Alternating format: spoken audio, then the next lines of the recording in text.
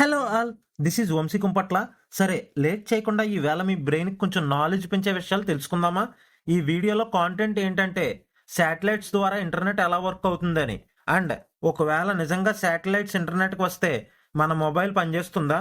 అలాగే ట్రీస్కి లీవ్స్ ఎందుకు గ్రీన్ కలర్లో ఉంటాయో తెలియకపోతే ఈ వీడియో ఫుల్గా చూసేయండి.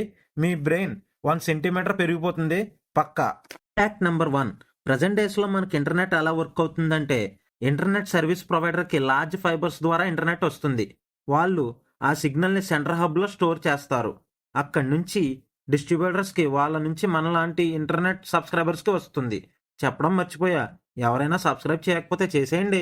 మన ఇండియాలో ఇంటర్నెట్ మనకి ఫైబర్స్ ద్వారా ప్రొవైడ్ చేస్తారు, కానీ ఓన్లీ అది మన హౌస్ వరకు మాత్రమే వస్తుంది. అలాగే శాటిలైట్ ఇంటర్నెట్ ఎలా వర్క్ అవుతుందంటే మన ఇంట్లో డిష్ టీవీ ఉంటుంది కదా, సేమ్ ప్రాసెస్. యాంటెనా ద్వారా ఇంటర్నెట్ వేవ్స్ని శాటిలైట్స్కి పంపించి సేమ్ యాంటెనా ద్వారా రిసీవ్ చేసుకుంటుంది. బట్ శాటిలైట్ ఇంటర్నెట్ అడ్వాంటేజ్ ఏంటంటే దీనికి కేబుల్స్ కానీ ఫైబర్స్ కానీ అవసరం లేదు. యాంటెనాని పెర్ఫెక్ట్ పొజిషన్లో పెడితే సరిపోతుంది. ఇప్పుడు మనందరికీ ఫస్ట్ రైజ్ అయ్యే క్వశ్చన్ ఏంటంటే మొబైల్స్ యూజ్ చేయగలమా? ఎస్, చెయ్యొచ్చు, కానీ అన్ని మొబైల్స్ కాదు.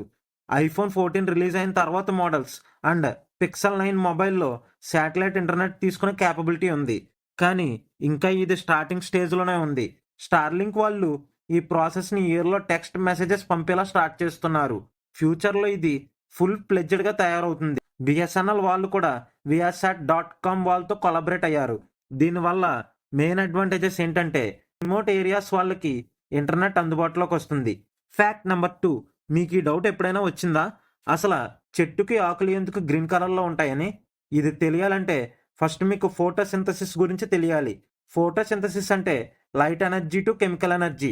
ఈ ప్రాసెస్ అనేది ట్రీస్కి ఫ్యూయల్ లాగా పనిచేస్తుంది. బేసిక్గా ట్రీస్లో క్లోరోఫిల్ అనే పిగ్మెంట్ ఎక్కువ ఉంటుంది.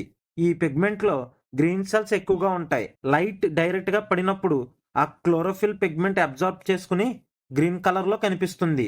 ఫ్యాక్ట్ నెంబర్ 3, ఫ్లైట్ నుంచి ప్యాసింజర్స్ రైట్ సైడ్ నుంచి ఎందుకు దిగుతారో తెలుసా? ఇది తెలియాలంటే మనం కొన్ని 100 years బ్యాక్కి వెళ్ళాలి. మన ఏన్షియంట్ టైమ్స్లో షిప్స్లోకి passengers and cargos left side నుంచి ఎక్కేవాళ్ళు. ఎందుకంటే రైట్ సైడ్లో స్టీరింగ్ అండ్ నావిగేషన్ ఉండేది. ఈ లెఫ్ట్ సైడ్ని పోర్ట్ సైడ్ అని పిలిచేవారు, రైట్ సైడ్ స్టార్ట్ సైడ్ అని పిలిచేవారు.